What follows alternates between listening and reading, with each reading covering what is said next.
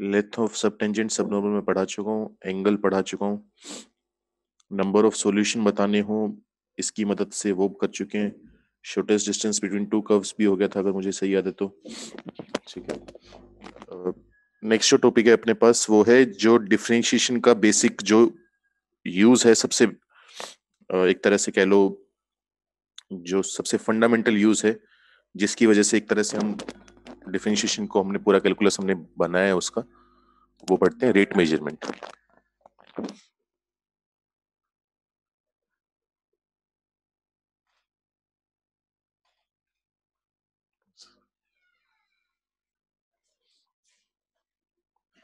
Rate measurement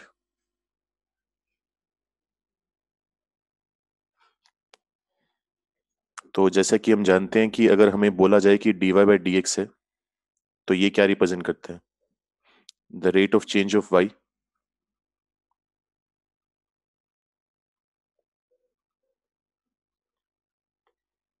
with respect to x, कि x में change लाने पर y किस स्पीड से चेंज हो रहा है, इसी चीज को रेट ऑफ चेंज को रिप्रेजेंट करता है dy बाई डी एक्स। ये बात हमें पता है, जिसको हम एफ डैश एक्स वगैरह इन सब चीजों से रिप्रेजेंट करते हैं। तो ये तो मेन तो वही है, बस इतना पता है। उसके बाद इसके ऊपर कुछ क्वेश्चंस बनते हैं, वो करके देख लेते हैं। थ्योरी दोबारा इसमें कुछ खास है नहीं, क्वेश्चंस के थ्रू ही देखेंगे कैसे सवाल आते हैं। और ये सवाल तुमने बहुत करे हैं जब बोर्ड की तैयारी करी होगी। तो लिखो the volume of a cube is increasing at rate of,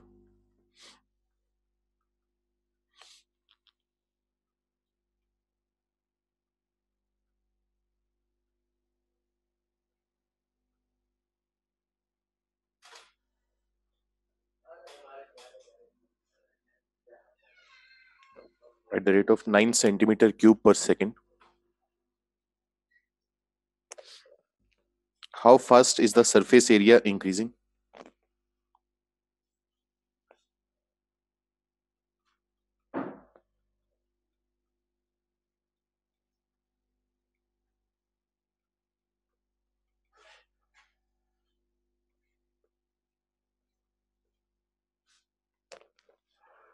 when the length of an each edge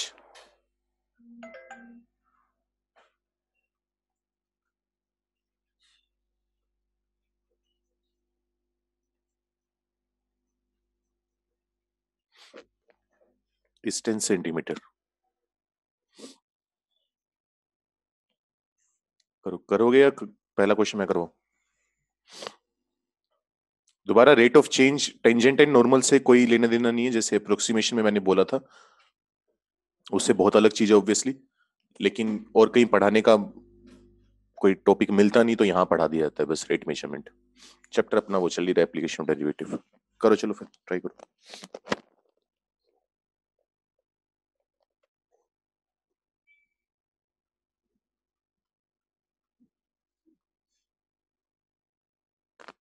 ठीक है, अंजलि रितिका सही है।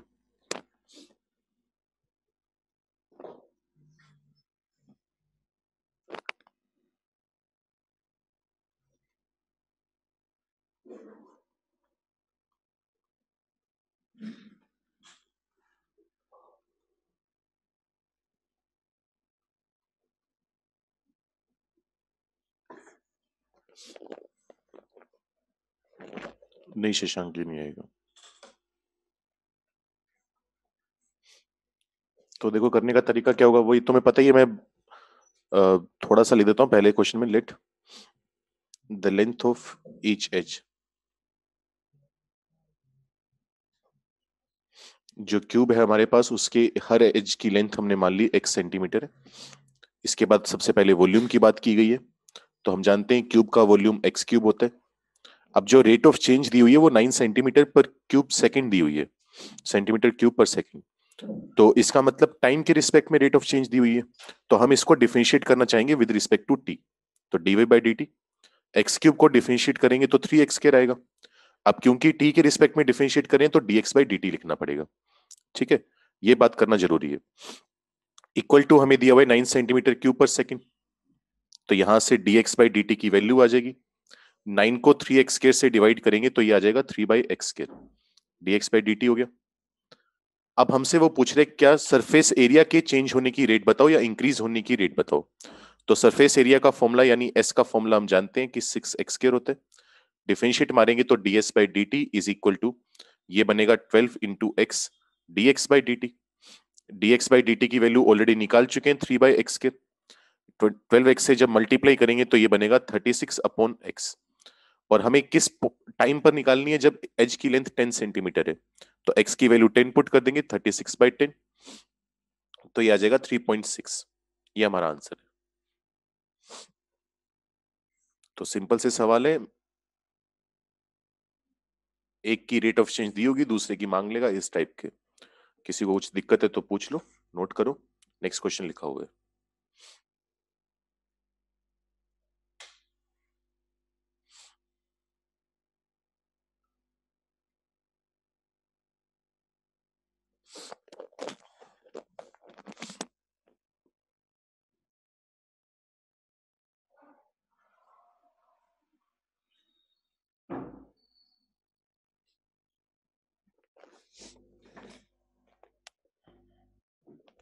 ठीक है अभिनव, सही है, बस जीरो को हटा दे इसमें से। ठीक है योगेश, सही है।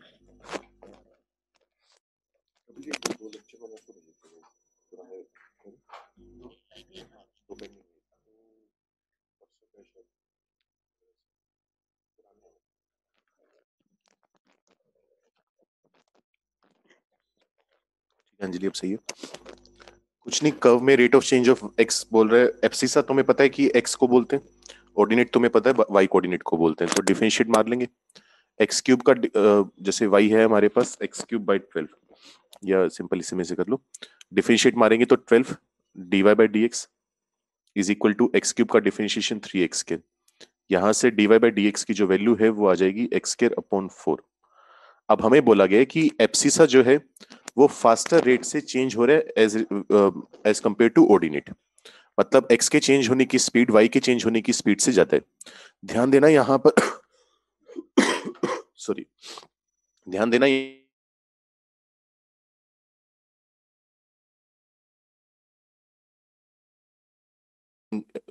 इंक्रीज भी हो सकता है, डिक्रीज भी हो सकता है। तो इसका मतलब क्या होगा, अगर हम dy/dx के मोड की बात करें तो इसका जो मोड है यानी x²/4 वो नंबर 1 से छोटा होना चाहिए, क्योंकि x के बढ़ने की स्पीड ज्यादा है, y के बढ़ने की कम है। तो डिनोमिनेटर बड़ा हो तो नंबर 1 से छोटा आएगा। यहां से अगर हम सोल्व करेंगे तो ये आ जाएगा x²<4।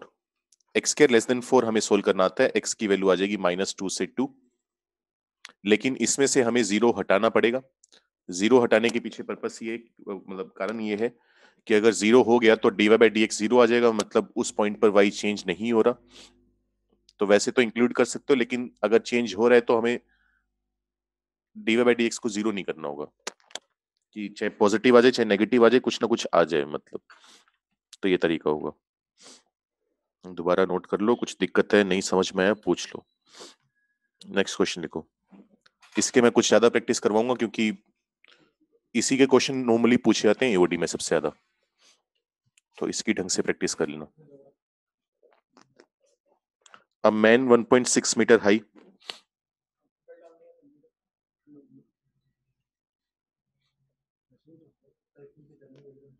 walks at the rate of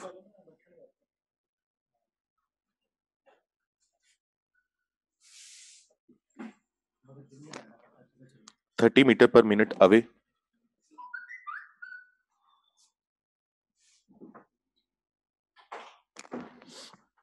from a lamp which is 4 meter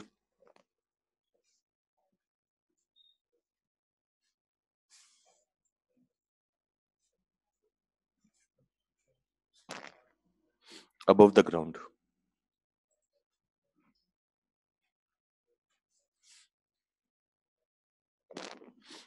How fast does the man's shadow lengthen?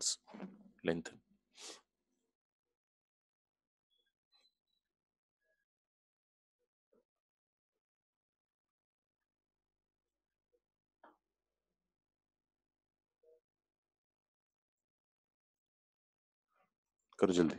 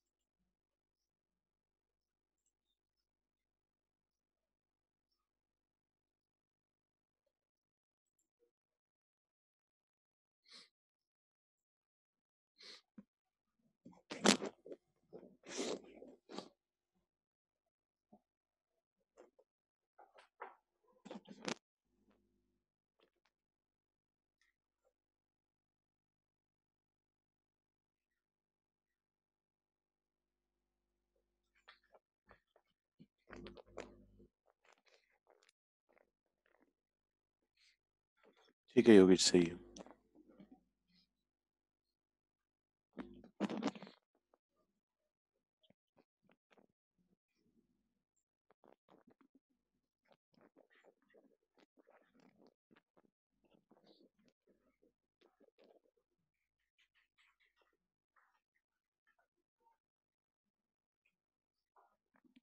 ठीक है दीपिका, सही है।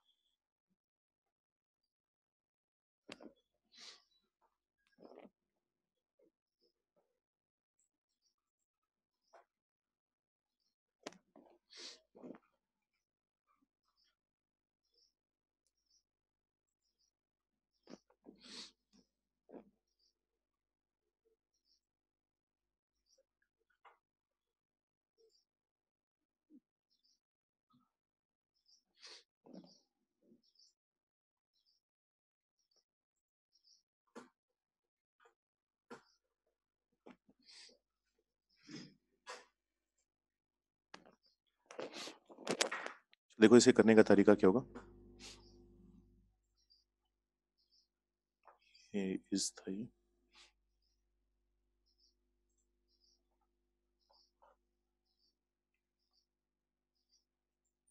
ठीक है अंजलि, सही है।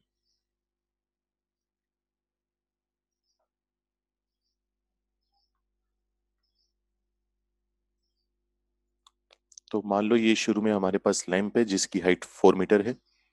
एक आदमी है, 1.6 मीटर उसकी हाइट है। मान लो ये आदमी आ गया।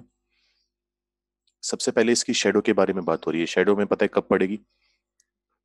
जब इस लैंप की टॉप से जो लाइट है वो इस आदमी के हेड से आएगी, तो ये इसकी शेडो होगी बेसिकली। ये समझते हो होपफुली। तो जैसे मान लो ये हमारे पास लैंप था, यहाँ पर आदमी खड़े। तो आदमी जो है वो 1.6 मीटर उसकी हाइट है, वो सब कुछ ठीक है। वो 30 मीटर पर मिनट की स्पीड से ये आदमी लैंप से दूर जा रहे हैं। तो दोबारा फिर बोल रहा हूँ, शेडो इस तरीके से पड़ेगी कि यहाँ से लाइट आएगी, मैन के जो हेड का टॉप है उसको हिट करेगी, नीचे जाएगी। तो ये वाला जो लाइन सेगमेंट है ये हमारे पास शेडो का काम करेगा। तो इसकी जो शेडो की लेंथ है वो हमें बताने की कितनी स्पीड से कम होगी या बढ़ेगी। ठीक है। तो जैसे जैसे आदमी आगे जाता जाएगा वैसे वैसे शेडो की लेंथ बढ़ती जाएगी। तो करने का तरीका वही होगा, तुम बेसिक ट्रिग्नोमेट्री यूज कर लोगे। जैसे ये वाली हाइट हमें दी हुई है 1.6, ये एंगल जो है ये एज्यूम कर लेते हैं थीटा। ये लेंथ ऑफ शेडो है, यही हमें निकालनी है एल। और ये क्या है अपने पास, लैंप की लेंथ वो है 4 मीटर। तो काम करना चालू करो। और लैंप और मैन के बीच में जो डिस्टेंस है वो हम मान लेते हैं एक्स के बराबर। ये एल और ये एक्स, ताकि ट्रिग्नोमेट्री लगा सकें। away from a lamp which is 4 metre, ठीक है। तो यहाँ पर करने का तरीका क्या होगा, यहाँ टेन थीटा की अगर वैल्यू निकाल लें तो वो हमारे पास आ जाएगी 4 या एक काम कर लो, रुको एक मिनट। अगर इस बड़े वाले ट्राइंगल की बात करें और छोटे वाले ट्राइंगल की बात करें तो दोनों ट्राइंगल हमारे पास सिमिलर ट्राइंगल्स हैं, तो उनकी साइड्स प्रोपोर्शनल होंगी। इसकी बड़ी वाली साइड 4 है, इसकी ये परपेंडिकुलर वाली साइड 1.6 है, इन दोनों का रेशियो। अगर बड़े वाले ट्राइंगल में बेस की बात करें तो वो x प्लस एल है, और इस वाले में बेस की बात करें तो वो l है। तो इस तरीके से हम कह सकते सॉरी इस तरीके से हम कह सकते हैं, यहां से सोल्व करोगे तो ये बनेगा x plus L into 1.6 is equal to 4l। तो ये आ गया 1.6 into x is equal to 2.4 into L. अगर थोड़ा सा सिंप्लीफाई करेंगे तो 2x इक्वल टू 3l। अगर डिफरेंशिएट किया जाए टाइम के रिस्पेक्ट में, क्योंकि टाइम के रिस्पेक्ट में रेट ऑफ चेंज निकालना है, 2 dx by D t equal to 3 dl by D t. dx by D t का मतलब है कि हमारा जो ये वाला जो डिस्टेंस है लैंप और मैन के बीच में जो डिस्टेंस है वो कितनी स्पीड से चेंज हो रहा है। तो हमें बोला हुआ है कि आदमी जो है वो 30 मीटर पर मिनट की स्पीड से लैंप से दूर जा रहे हैं। तो dx बाई डी टी और x क्या होगा, बढ़ रहा होगा। अवे जा रहा है तो ये डिस्टेंस बढ़ रहा होगा, तो dx by D T positive होगा 30 मीटर पर मिनट। तो 2 इंटू 30 आ जाएगा equal to 3 into d l by D t. यहां से सोल्व करेंगे तो डीएल बाई डी टी की वैल्यू 20 आएगी, 20 मीटर पर मिनट। तो अगर वो क्वेश्चन में ना भी बोलता कि शेडो की लेंथ बढ़ रही है कम हो रही है, तो हम यहाँ से बता सकते हैं कि क्योंकि DL by D T positive आ रहा है, इसका मतलब शेडो की लेंथ बढ़ रही होगी। अगर नेगेटिव आ रहा हो तो इसका मतलब कम हो रही है। ये आंसर है। किसी को कुछ दिक्कत है पूछ लो, नोट करो, नहीं तो ये अगला सवाल लिखा हुआ है। ये होमवर्क है, घर से करके लाना है। कुछ दो चार और क्वेश्चन लिख देता हूँ। एक काम करो, आंसर भी साथ में लिखवा देता हूँ। 192 सेंटीमीटर क्यूब पर सेकंड। मैच कर लेना, मैच करके तो डाउट पूछने की जरूरत ही नहीं पड़ेगी।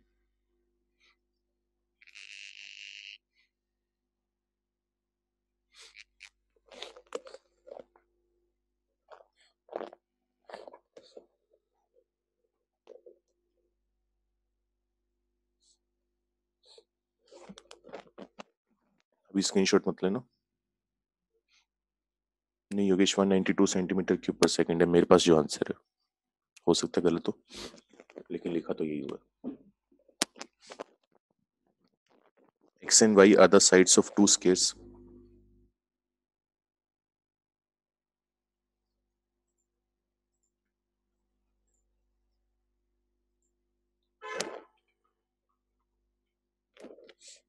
such that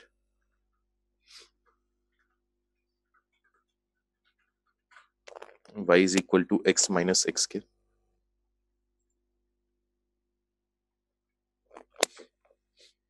Find the rate of change of the area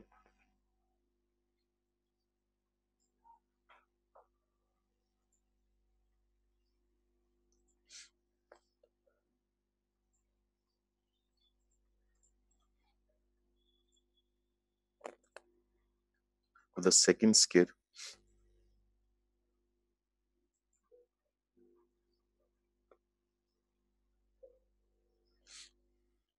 with respect to the first square.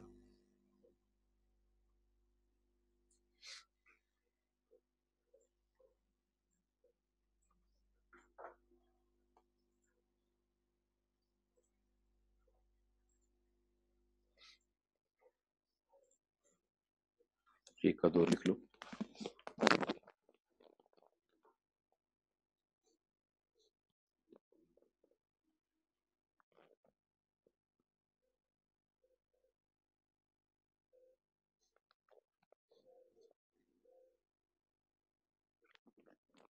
Horse runs, इसका आंसर भी ना,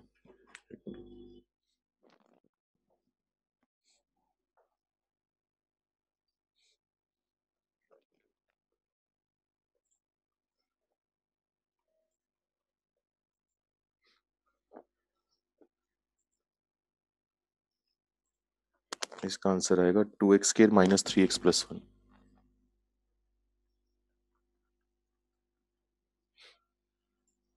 192 पाई आ रहा है आंसर, एक मिनट को देखने दो। ठीक है, सही बात है, 192 पाई आएगा।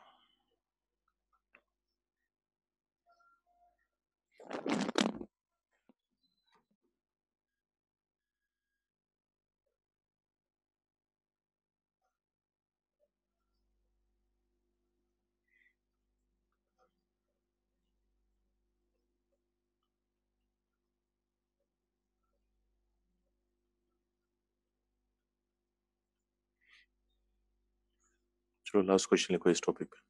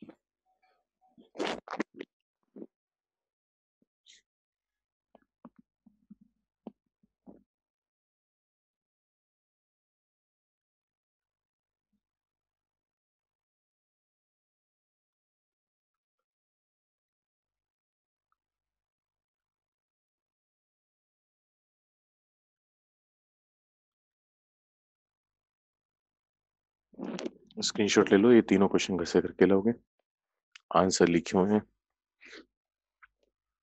तब तक करते रहना जब तक आंसर मैच ना कर जाए बस।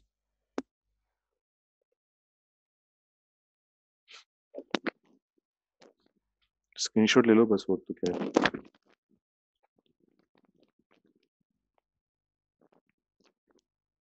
वो जो पहले रिकॉर्ड हुए हैं लेक्चर रह रहे हैं वो आ जाएंगे, शाम तक आ जाएंगे या कल।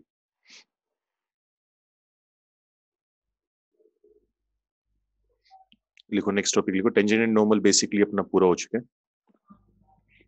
नेक्स्ट टॉपिक आता है अपने पास मीन वैल्यू थ्योरम्स।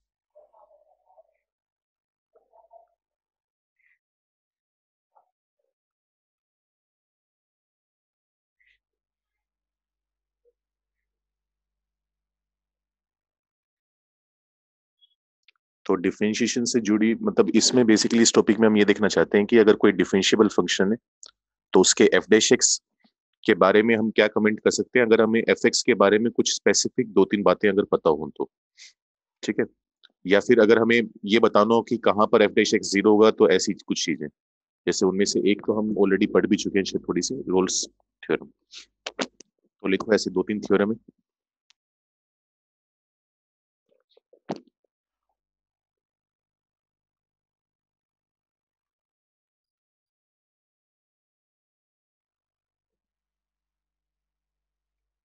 पहले इसका स्टेटमेंट लिखते हैं, ये बोलना क्या चाह रहे हैं। तो रोल्स थ्योरम जैसे हम ये बोलते हैं ना, जैसे लोग एक्स टू द बेस ए है, इसको डिफाइन करने के लिए जरूरी है कि एक्स पॉजिटिव हो, ए वन के इक्वल नहीं होना चाहिए। वैसे ही रोल्स थ्योरम को डिफाइन करने के लिए कि रोल्स थ्योरम काम करे, कुछ स्पेसिफिक पॉइंट्स पहले काम करने चाहिए, कुछ बेसिक कंडीशंस पहले फुलफिल होनी चाहिए, तभी रोल्स थ्योरम काम करेगी। तो लिखो उसमें,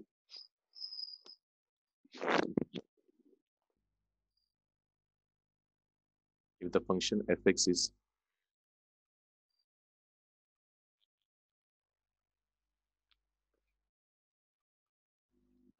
पहली condition continuous in the closed interval a to b।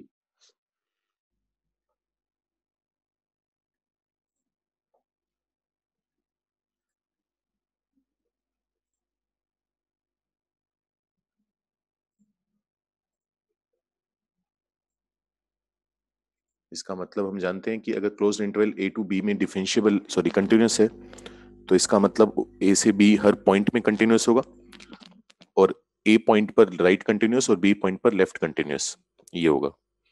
Second point हमारे पास आता है fx should be differentiable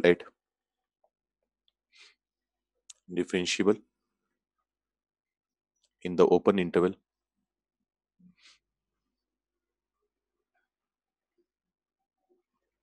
a to b। a से b के बीच में हर पॉइंट पर डिफरेंशिएबल भी होना चाहिए, a पर और b पर है या नहीं है उससे हमें फर्क नहीं पड़ता। और तीसरी कंडीशन हमारे पास आती है कि एफ ऑफ ए और एफ ऑफ बी इक्वल होनी चाहिए, मतलब इंटरवल की जो शुरुआत हो रही है जो एंड हो रहा है उन दोनों पर वैल्यू बराबर आनी चाहिए। तो देखो अब क्या कह रहे हैं यहाँ पर, ग्राफ की मदद से समझे। जैसे सपोज करो ये है, यहाँ पर ए यहाँ पर बी है, फंक्शन ने ए पर कुछ वैल्यू ली, बी पर भी उतनी ही सेम वैल्यू लेनी है। अब फंक्शन के पास क्या क्या चॉइसेस हैं, या तो फंक्शन लगातार यही वैल्यू लेता रहेगा, जैसे मान लो ए पर वैल्यू 2 ली, बी पर वैल्यू 2 ली और कांस्टेंट वैल्यू 2 लेता रहे। तो अगर ये वाला ग्राफ होगा तो f x is equal to 2 आएगा बेसिकली। अगर f x is equal to 2 आएगा तो हम कह सकते हैं कि एफ डैश एक्स 0 होगा, ये वाली बात हुई। या फिर तुम नोटिस करो कि अगर ऐसा नहीं हो रहा तो ए पर वैल्यू 2, बी पर वैल्यू 2। अब तुम कैसे मर्जी कितना मर्जी इंक्रीज कर लो, मुड़कर इसको वापस बी पर 2 पर ही वैल्यू लेनी है इसको। तो अगर तुम जैसे ये बना रहे हो, या फिर अगर तुम इसको मान लो इस तरीके से बना दो, नीचे ले गए बहुत ज्यादा, तो वापस तो इसको मुड़ना ही पड़ेगा ताकि बी पर भी सेम वैल्यू ले सके जितनी जहां से इसने शुरुआत करी थी। तो इसका मतलब हम कह सकते हैं कि ग्राफ कहीं ना कहीं टर्न करेगा। ये कंडीशन हम पहले ही लगा चुके हैं कि कंटिन्यूअस होना जरूरी है। एक मिनट को पहले तो मैं तुम्हारे स्टेटमेंट लिख दूं, उसके बाद फिर बाकी केस बात करते हैं। तो कंटिन्यूअस है, डिफरेंशिएबल है, F of A equal to F of B है, then there will be at least one point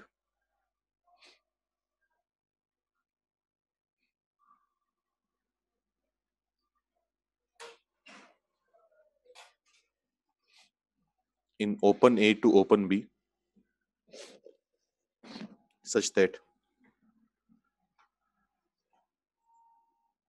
f dash c equal to 0। कम से कम एक पॉइंट इस इंटरवल में ऐसा होगा जहां पर डिफरेंशिएशन की वैल्यू 0 आएगी। ठीक है, तो मैं वही एक्सप्लेन करने की कोशिश कर रहा था, या तो फंक्शन लगातार कंटिन्यूअस वैल्यू लेगा, 2 वैल्यू लेता जा रहा है, तब भी f डैश एक्स 0 आएगा। कितने पॉइंट पर आएगा, इनफाइनाइट पॉइंट्स, क्योंकि एक इंटरवल में इनफाइनाइट पॉइंट्स होते हैं, तो हर पॉइंट पर डिफरेंशिएशन 0 है, इसका मतलब ये वाली बात सही है। दूसरा मैं ये बता रहा था वही कि अगर मान लो ए पर वैल्यू कुछ ले रही है 2, बी पर वैल्यू आ रही है 2, कितना मर्जी इंक्रीज कर लो, इसको वापस मुड़कर बी पर दोबारा 2 वैल्यू लेनी है, तो इसको टर्न करना पड़ेगा। अब टर्न करना पड़ेगा, डिफरेंशिएबल फंक्शन है, तो जहां पर टर्न करेगा वहां पर एफ डैश एक्स की वैल्यू 0 आ जाएगी। एफ डैश एक्स का मतलब यही होता है कि वहां पर ग्राफ टर्न कर रहे, एक्चुअली नहीं होता, मतलब तुम ये जरूर कह सकते हो, लेकिन अगर कि ग्राफ टर्न कर रहे हैं तो वो वहां पर डिफरेंशिएशन की वैल्यू 0 है। अब ये कंडीशंस जरूरी क्यों है, ये कंडीशंस इसलिए जरूरी है कि मान लो अगर मैं तुम्हें बोल दूं ये ग्राफ है, ए पर वैल्यू 2 लेनी है, बी पर वैल्यू 2 लेनी है, पहले एकदम से इंक्रीज करा, फिर यहां पर इस टाइप का फंक्शन आ गया, ये भी एक पॉसिबिलिटी हो सकती है ए पर और बी पर दोनों पर सेम वैल्यू है, लेकिन यहां पर तुम नोटिस करोगे कहीं पर भी एफ डैश एक्स जीरो नहीं है। तो वो दिक्कत इस वजह से आई क्योंकि ग्राफ हमारा कंटिन्यूस नहीं है। तो अगर ग्राफ में बीच में ब्रेक आएगा तो ये कंडीशन फेल हो जाएगी। कंटिन्यूस होना जरूरी है। डिफरेंशिएबल होना जरूरी इसलिए कि जैसे मोड एक्स का ग्राफ होता है, अगर मान लो तुमने ऐसा ग्राफ बना दिया, अभी भी ए पर और बी पर सेम वैल्यू आ रही है, टर्न अभी भी करना पड़ा, लेकिन इस बार जो टर्न टर्न आ रहा है वो एक शार्प कॉर्नर आ रहा है, और शार्प कॉर्नर आ रहा है इसका मतलब यहाँ पर टर्न तो कर गया लेकिन F dash x not defined होगा, जीरो ना होगा, नॉट डिफाइंड। तो डिफरेंशिएबल होना भी जरूरी है, क्योंकि अगर डिफरेंशिएबल होगा तभी ये टर्न थोड़ा स्मूथ होगा, और स्मूथ होगा तभी हम कह सकते हैं कि एफ डैश एक्स जीरो के इक्वल होगा। ठीक है। आने को कितने भी टर्न आ सकते हैं, जरूरी नहीं कि एक ही पॉइंट पर एफ डैश एक्स जीरो हो। जैसे ये पॉइंट है, ये पॉइंट है, ऊपर गया फिर नीचे आया, और इस तरीके से यहाँ पर तुम नोटिस करोगे कि एफ डैश एक्स दो जगह जीरो हो रहा है। तो ये भी एक पॉसिबिलिटी है। तो हमने सिर्फ इतना कहा है कि there will be at least one point in a to b such that f dash c equal to zero. दोबारा फिर बोल रहा हूँ, तीनों कंडीशन एक साथ काम करेंगी तभी ये एंड रिजल्ट बोल सकते हो। अगर सिर्फ कंटिन्यूस की कंडीशन फेल होगी तब भी दिक्कत आएगी, सिर्फ डिफरेंशिएबल की कंडीशन फेल होगी तब भी दिक्कत आएगी, और अगर एफ ऑफ ए और एफ ऑफ बी इक्वल ही नहीं है तब तो हम कुछ कह ही नहीं सकते। जैसे मान लो ए पर वैल्यू 2 ले रहे, बी पर वैल्यू 3 ले रहे, तो इंक्रीज कर जाए इस तरीके से डायरेक्ट, तो एफ डैश एक्स कहीं पर जीरो नहीं आएगा। तो तीनों कंडीशन नेसेसरी है। पहले इतना बताओ, ये समझ में आया कि स्टेटमेंट बोल क्या रहे हैं?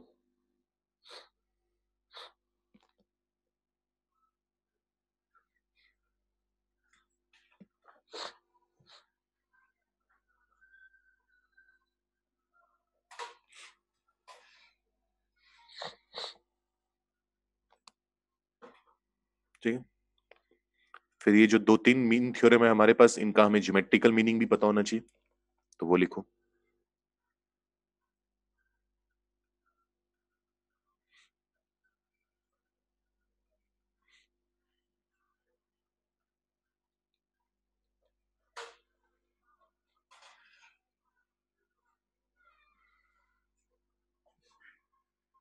कि ज्योमेट्रिकली ये क्या रिप्रेजेंट कर रहे हैं, हमें दिख रहे हैं ज्योमेट्रिकली क्या रिप्रेजेंट कर रहे हैं, कि या तो ये वाला ग्राफ होगा, अगर ये वाला नहीं होगा तो कहीं ना कहीं इसको टर्न करना पड़ेगा।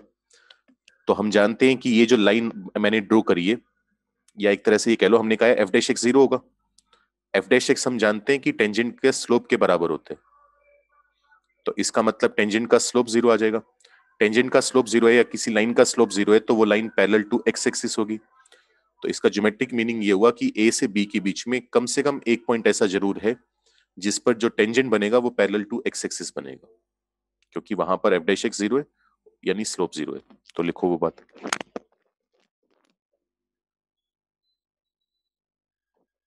F of x is a continuous function in a to b and differentiable in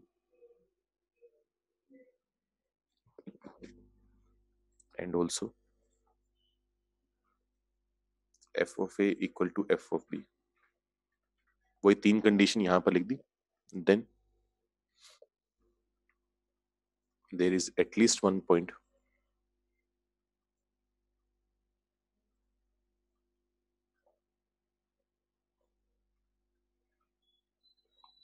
in the open interval a to b at which the tangent is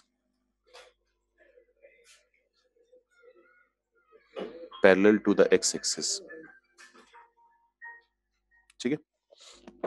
F dash, दोबारा फिर बोल रहा हूँ, एफ डैश एक्स जीरो है मतलब उसका slope zero है tangent का, और टेंजेंट का स्लोप जीरो होगा तो लाइन एक्स एक्सिस के पैरेलल आएगी। ये इसका ज्योमेट्रिकल मीनिंग है। फिजिकल मीनिंग तुम एक तरह से फिजिक्स में पढ़ते हो, जैसे अब यही बोल दोगे, जैसे मान लो अगर तुम्हारे पास एस टी का ग्राफ बनाना हो, मैं लिखवाऊंगा नहीं, हल्का सा बता रहा हूँ बस। टी हमारे पास time, s displacement, s t का अगर ग्राफ बनाते हैं फिजिक्स में, मान लो तुम्हारे पास ग्राफ ये बन रहा है,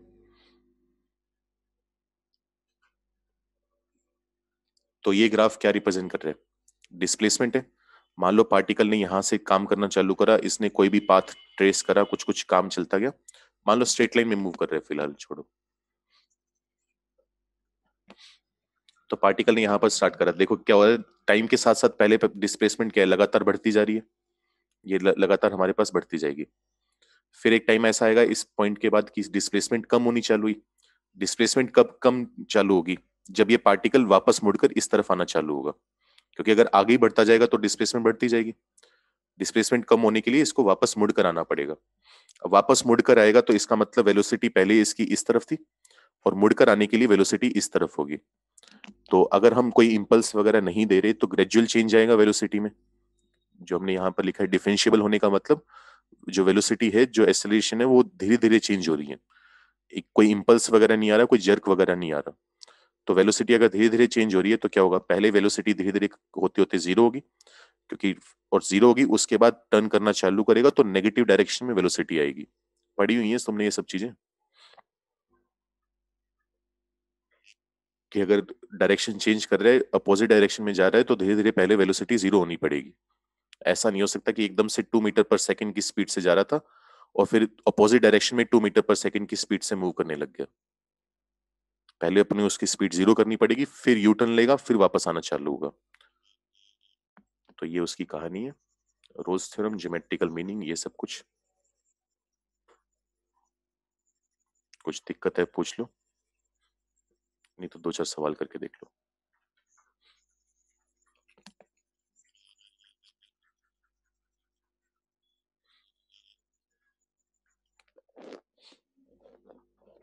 लिखो।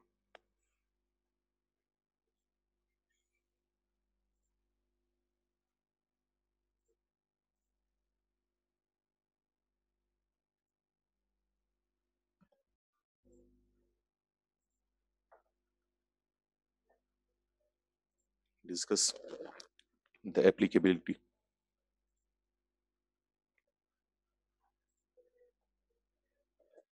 Of Rolle's theorem for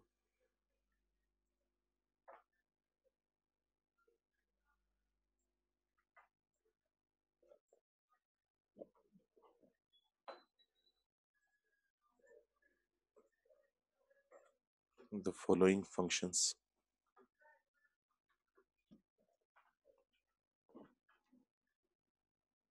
on the indicated intervals.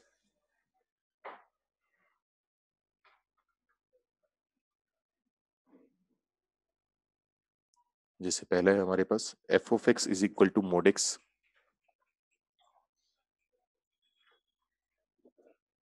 In -1 to 1।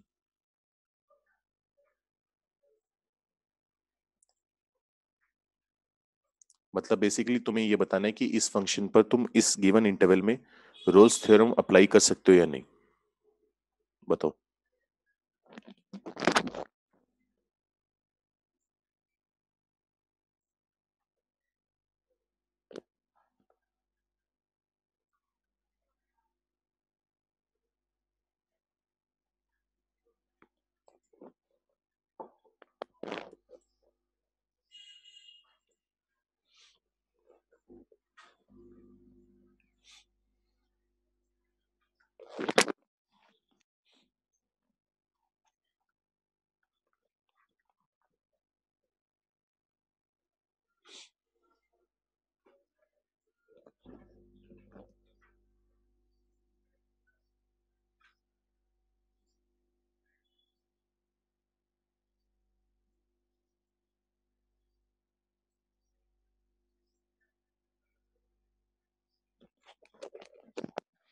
नहीं कर सकते।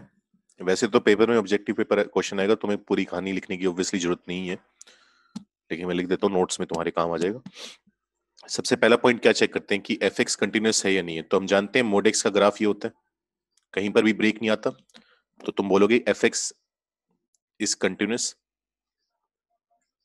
इन द इंटरवल -1 to 1।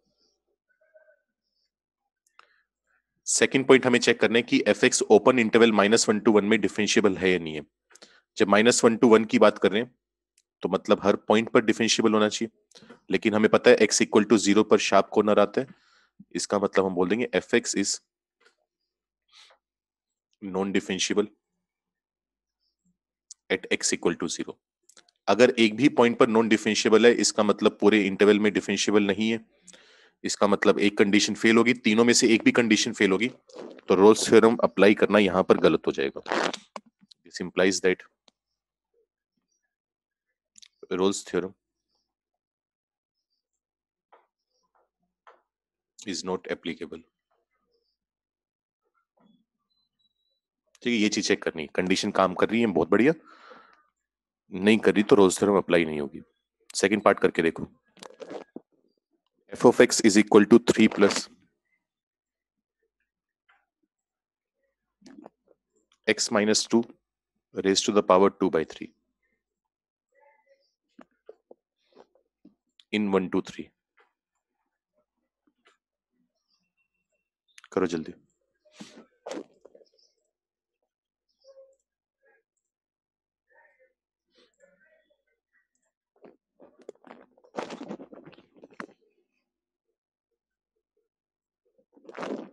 बताओ जल्दी, एप्लीकेबल है या नहीं है.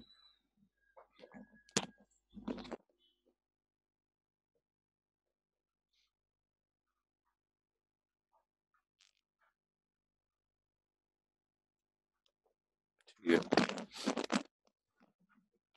सबसे पहले तो ये देखो कि फंक्शन को कहीं पर दिक्कत आने वाली है नहीं. अभिनव, एप्लीकेबल नहीं है. फंक्शन को दिक्कत आएगी या नहीं. तो 1 से 3 के बीच में 3 को तो कोई दिक्कत नहीं है. पहले x माइनस 2 का क्यूब रूट निकाला है. क्यूब रूट निकालते वक्त हमें पॉजिटिव नेगेटिव का कोई पंगा नहीं पड़ता. उसके बाद उसका स्केयर करे तभी पावर 2/3 है ये. तो ये नंबर कभी भी नोट डिफाइंड नहीं होगा. मतलब ये पूरा फंक्शन कंटिन्यूअस तो है. तो F of x is continuous in the interval 1 2 3. अब चेक करते हैं इसका डिफरेंशिएशन. तो अगर x को डिफरेंशिएट किया जाए, 3 का डिफरेंशिएशन 0 होगा, 2/3 आगे आएगा और नीचे साथ में होगा x माइनस 2 की पावर 1/3. अब हमें चेक करना है 1 से 3 के बीच में. तो तुम ये नोटिस करोगे कि 1 से 3 के बीच में एक वैल्यू ऐसी है जहां पर f dash x not defined हो जाएगा. 1 से 3 के बीच में x इक्वल टू 2 वैल्यू लेगा. अगर 2 आएगा तो डिनोमिनेटर 0, यानी function f dash x not defined. तो तुम लिख दोगे f x is non differentiable at x equal to 2. और क्योंकि सेकंड पॉइंट अब फेल हो गया, इसका मतलब रोल्स थ्योरम एप्लीकेबल नहीं होगी. This implies that Rolle's theorem is not applicable.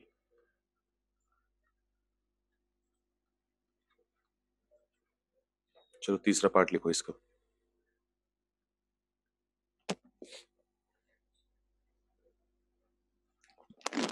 F of x is equal to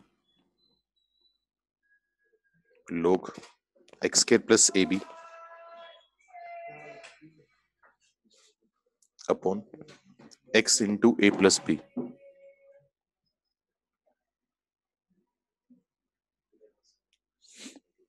in a to b,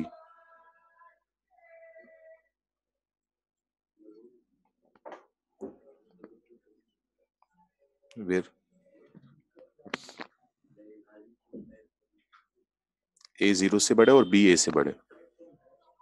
इसमें बताओ एप्लीकेबल है या नहीं है.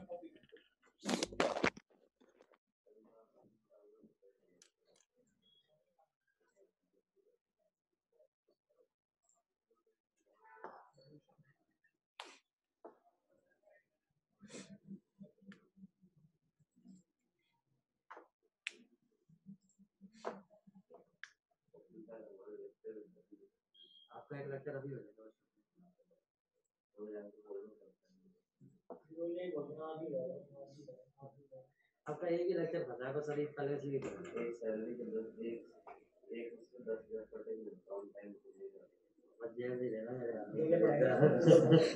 सर को लाखों रुपए पड़ जाएंगे कटने हर महीने में तो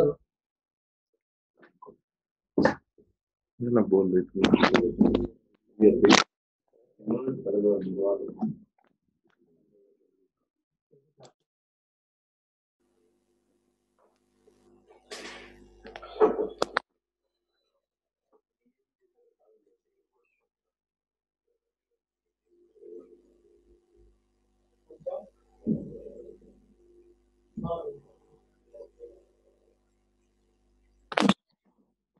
नहीं, जो तेरे देते गलत है तेरा आंसर।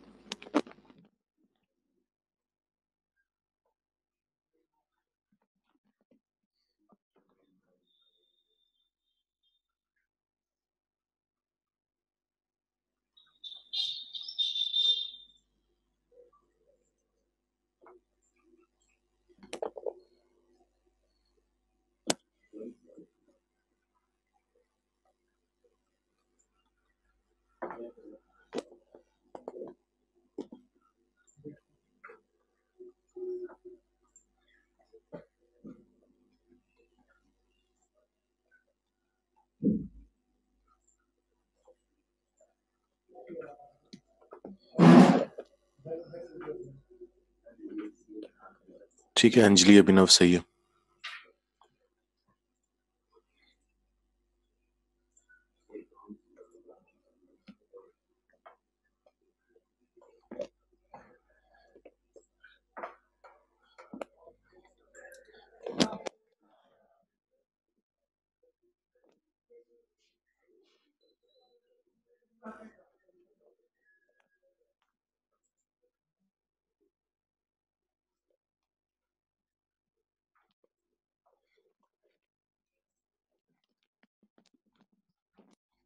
देखो, सबसे पहले तो ये देखो, हम ये कंटिन्यूस है या नहीं है। तो कंटिन्यूस के लिए वही चेक करोगे कि लोग के अंदर नंबर कहीं नेगेटिव तो नहीं हो रहा। ए और बी पॉजिटिव है, एक्स ए से बी के बीच में, तो एक्स भी पॉजिटिव होगा, स्केयर पॉजिटिव, ए भी पॉजिटिव। नीचे वाला एक्स पॉजिटिव, ए और बी पॉजिटिव है, तो उनका सम पॉजिटिव। मतलब लोग के अंदर पूरा नंबर पॉजिटिव है, तो कहीं पर नोट डिफाइंड नहीं होगा। अब ये चेक करना पड़ेगा कि डिनोमिनेटर कहीं जीरो तो नहीं हो रहा। अगर पॉजिटिव है तो ऑब्वियसली जीरो होने का सवाल ही नहीं उठेगा। तो कहीं ब्रेक नहीं आ रहा, कहीं नोट डिफाइंड नहीं हो रहा, तो हम कह सकते हैं कि f x is continuous in the interval a to b. अब हमें चेक करना पड़ेगा कि डिफरेंशिएबल है या नहीं है। तो उसके लिए डायरेक्ट डिफरेंशिएट मार दो, f dash x is equal to, अगर डिफरेंशिएट करोगे जो अंदर नंबर लिखा हुआ है उसका रेसिप्रोकल आ जाएगा पहले, लोग के अंदर वाले का। अब बाकी बचे हुए पार्ट में क्वेश्चन टूल लगाओगे। तो जब क्वेश्चन टूल लगाओगे तो ये बनेगा x into a plus b, x square plus a b का आएगा 2x minus x square plus a b, अगले वाले का ए plus b,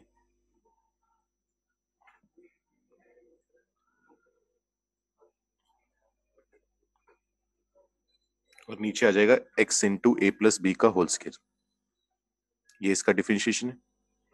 F dash x में हमें कोई फर्क नहीं पड़ता कि एफ डैश एक्स नेगेटिव आ रहा है पॉजिटिव आ रहा है, बस हमें इतना चाहिए कि नॉन डिफरेंशिएबल नहीं होना चाहिए फंक्शन। तो एफ डैश एक्स को दिक्कत तभी आएगी जब डिनोमिनेटर जीरो होगा। दोबारा ए और बी पॉजिटिव है, एक्स ए से बी के बीच में, तो जीरो होने का सवाल नहीं है यहाँ पर। इसका मतलब फंक्शन डिफरेंशिएबल है हर पॉइंट पर। This implies that f x is differentiable in a to b. अब 2 पॉइंट सेटिस्फाई हो गए, अब जाकर हम तीसरा पॉइंट चेक करेंगे। अगर पहले 2 में दिक्कत आ जाए तो तीसरा जरूरत नहीं होती। तो यहां पर हम वैल्यू निकालेंगे एफ ऑफ ए की, उसका मतलब होगा लोग। यहां पर एक्स की जगह ए वैल्यू पुट करो, ए स्केयर प्लस ए बी, नीचे आएगा ए इंटू ए प्लस बी, यानी ए स्केयर प्लस ए बी। तो ये log 1 बनेगा, log 1 का मतलब 0। इसी तरीके से अगर एफ ऑफ बी निकाला जाए तो वो बनेगा log, एक्स की वैल्यू बी पुट करेंगे तो b square plus a b, यहां पर बनेगा b into a plus b, मतलब a b plus b square. दोबारा ऊपर नीचे वाले नंबर सेम है, log 1 की वैल्यू 0 आ जाएगी। इसका मतलब एफ ऑफ ए और एफ ऑफ बी ये दोनों भी बराबर है। तीनों कंडीशन सेटिस्फाई हो गई, इसका मतलब हम कह सकते हैं कि Rolle's theorem is applicable in the given interval. बस ये काम करना होता है इसमें।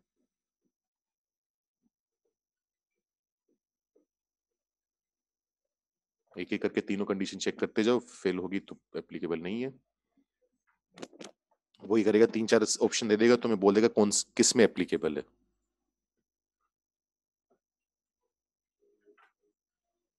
करो, ये नेक्स्ट क्वेश्चन लिखा हुआ है।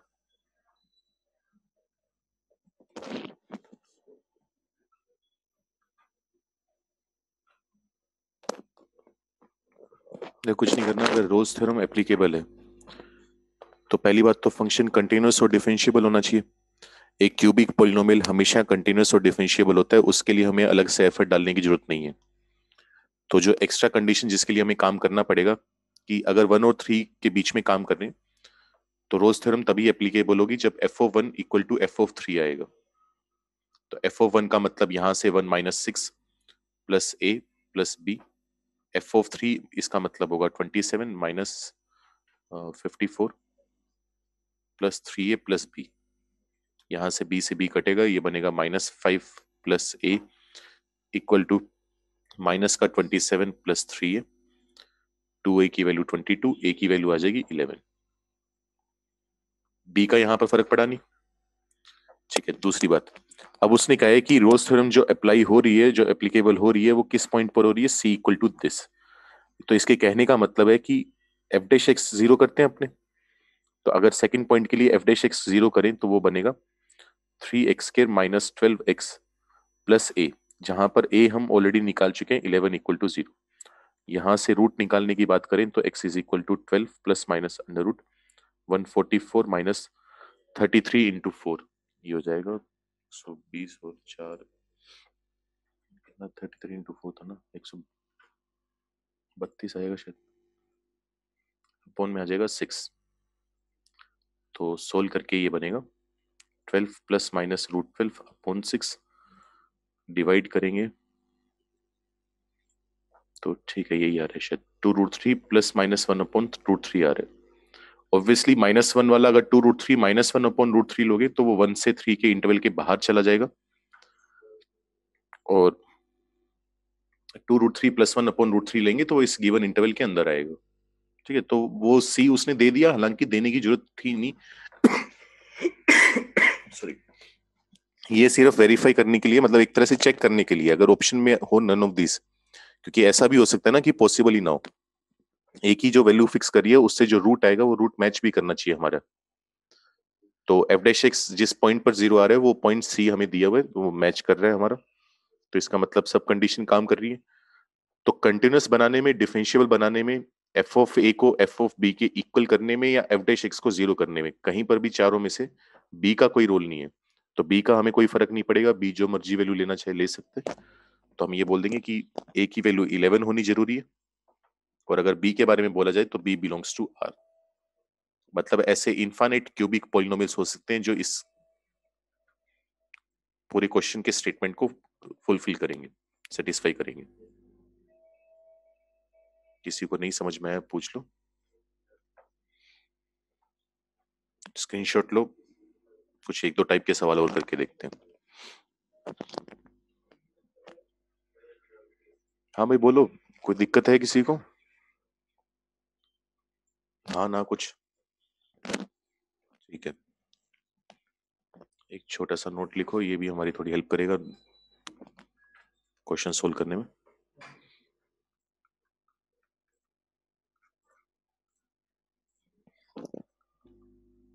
If a polynomial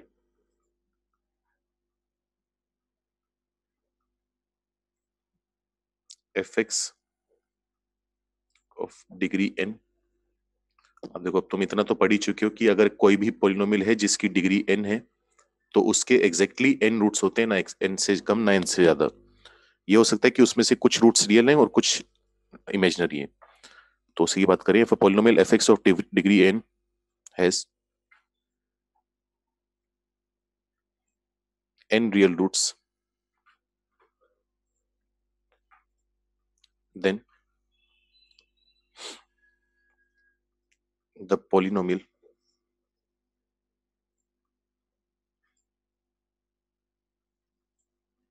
f dash x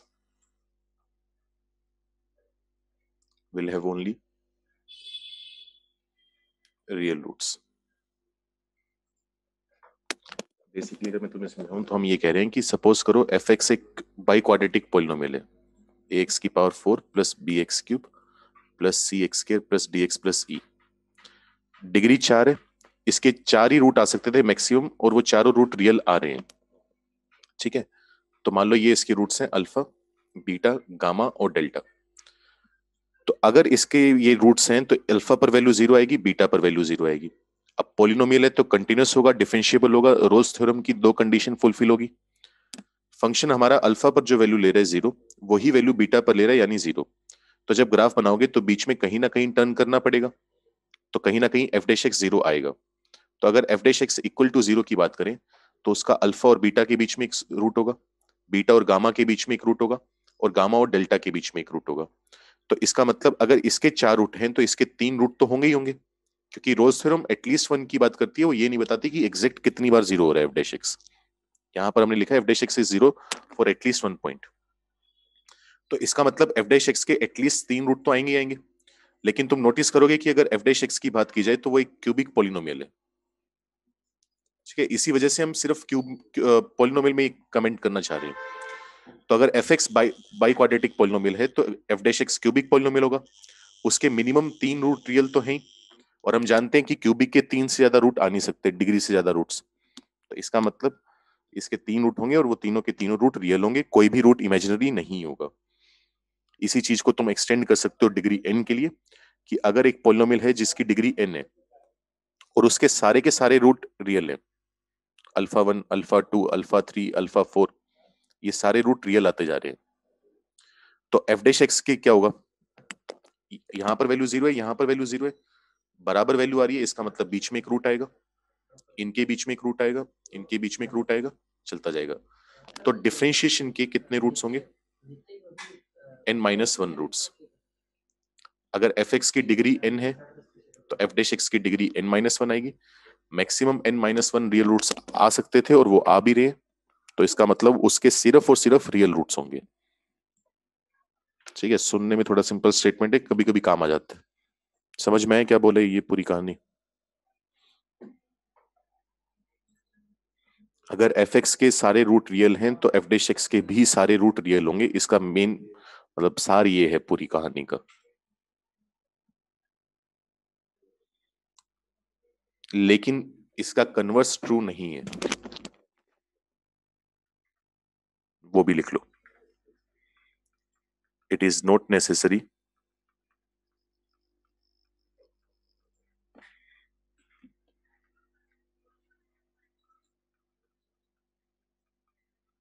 that if f dash x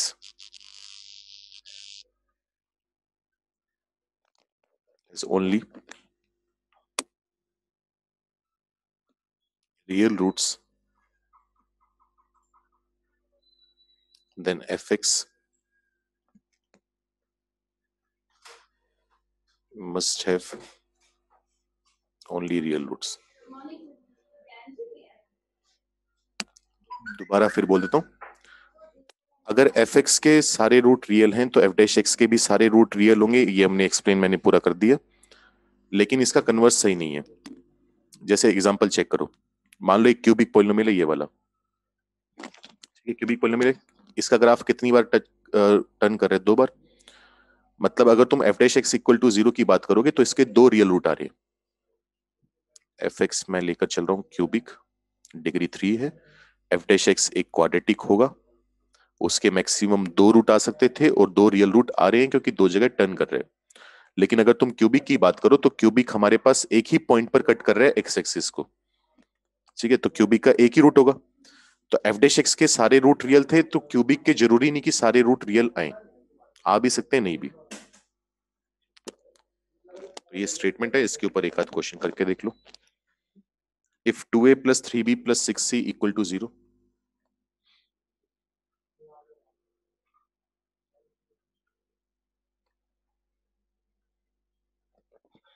then prove that at least one root of the equation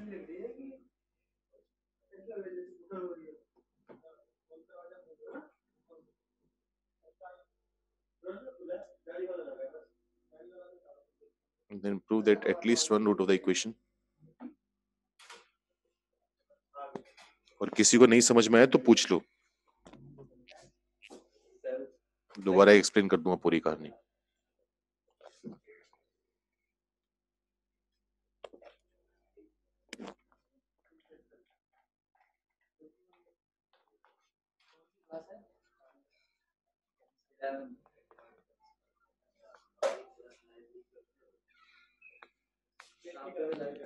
करो।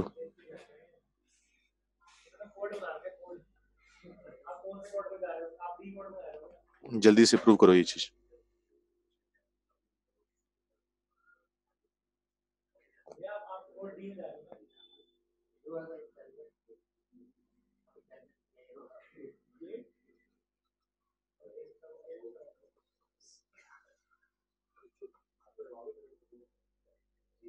ना इतनी आवाज नहीं।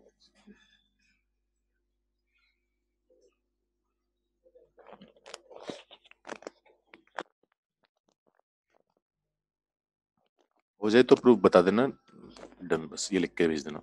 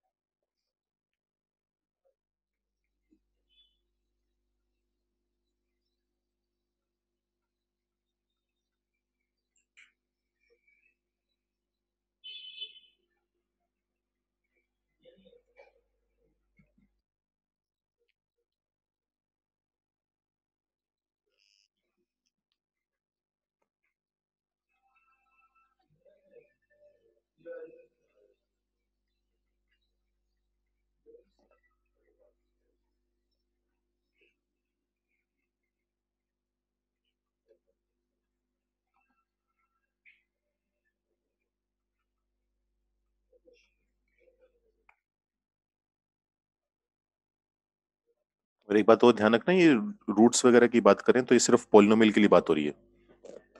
अगर कोई ट्रांसीडेंटल फंक्शन आ जाए तो उसके लिए कोई खास मतलब नहीं रहता इस बात का।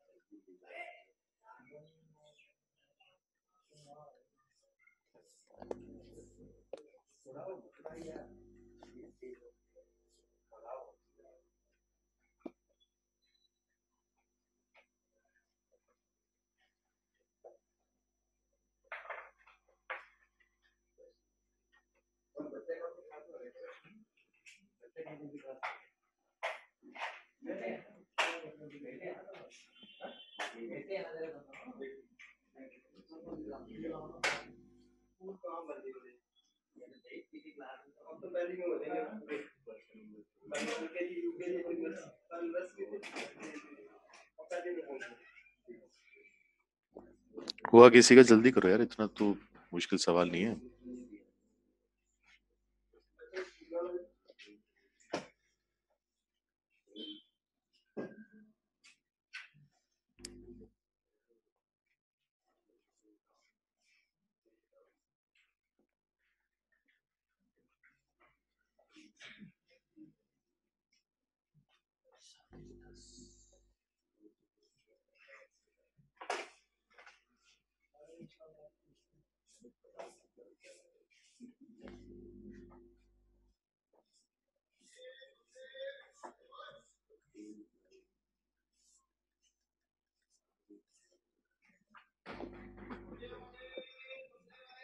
कौन से स्कूल में वैसे बच्चे जाते हैं?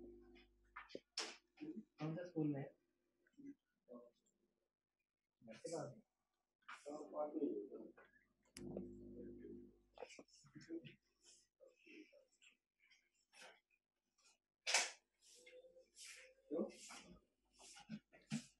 इसलिए घंटा मुझे आगे तो सबसे बात करके उधर से बात नहीं तो जो सभी बाकी क्वेश्चन अगर तुम्हारे हो जाएं तो बहुत बढ़िया, नेक्स्ट क्लास में बात कर लेंगे। अगर नहीं होंगे तो ये क्वेश्चन जरूर याद दिला देना, ये अलग टाइप का सवाल है, इसमें एक ट्रिक यूज करनी पड़ती है। तो अभी टाइम नहीं है क्लास का, तो वैसे ही पहले पूरा हो चुका है, तो नेक्स्ट क्लास में जरूर याद दिला देना, मैं भूल जाऊंगा, डिस्कस कर लेंगे।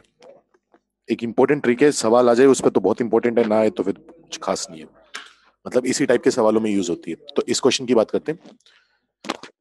हमें प्रूव करना है कि इस इक्वेशन का कम से कम एक सॉल्यूशन होगा 0 to 1। ऐसे क्वेश्चन में नॉर्मली हम ये करते हैं कि एक फंक्शन एज्यूम कर लेते हैं f of x, और वो फंक्शन एज्यूम करते हैं कि जिसका इसका इंटीग्रेशन बेसिकली, तो एक काम करो, इसको इंटीग्रेट करो ax³ by 3 plus bx² by 2 plus cx। Constant of integration लगाओ ना लगाओ फर्क नहीं पड़ता, एक ही बात है, वो एंड में मैटर नहीं करेगा। तो दोबारा फिर बोल रहा हूं, जो जिसको हमें प्रूव करना है कि उसका रूट एग्जिस्ट कर रहे हैं, उसी को इंटीग्रेट मार के एक फंक्शन मान लो। अब किस में काम करना है, 0 से 1 के बीच में चेक करना है, तो वो अपने आप ऐसी वैल्यू निकाल कर देता है कि f(0) और f(1) बराबर आ रहे होंगे। चेक करते हैं, जैसे अगर तुम f(0) निकालोगे, x की वैल्यू हर जगह 0 पुट करनी है तो 0 आएगा। इसी तरीके से अगर f(1) निकालोगे तो वो कितना आएगा, a/3 plus b/2 plus c। LCM लेने पर हमारे पास बनेगा 2a plus 3b plus 6c, upon में एलसीएम 6 आएगा। 2a plus 3b plus 6c की वैल्यू उसने 0 बोली हुई है, 0 आ जाएगा। तो 0 पर वैल्यू और 1 पर वैल्यू हमारे पास फंक्शन की इक्वल है। क्यूबिक पॉलिनोमियल है तो रोज थ्योरम एप्लीकेबल होगी, कंटिन्यूअस है, डिफरेंशिएबल है, वो सब कुछ है। तो हमने अभी क्या बोला था कि अगर एफ एक्स के 2 रूट हैं तो एफ डैश एक्स का उनके बीच में कम से कम एक रूट आएगा।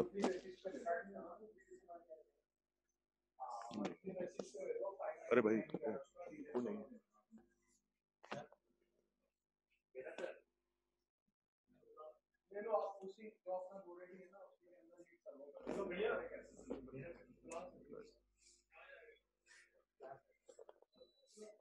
एफ एक्स एक कंटिन्यूअस और डिफरेंशिएबल फंक्शन है, 0 पर वैल्यू और 1 पर वैल्यू बराबर आ रही है, इसका मतलब बीच में कहीं ना कहीं डिफरेंशिएशन 0 होगा। और हमने जानबूझकर फंक्शन ही ऐसा माना है कि जिसका डिफरेंशिएशन क्वाड्रेटिक है। This implies that f dash x is equal to a x के plus b x plus c must be 0 for at least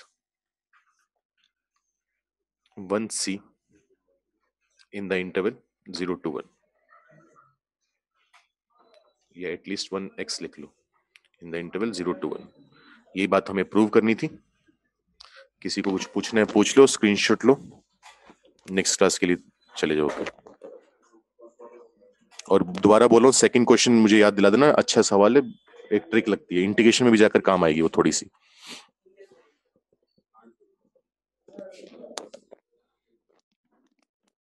पूछना किसी को कुछ?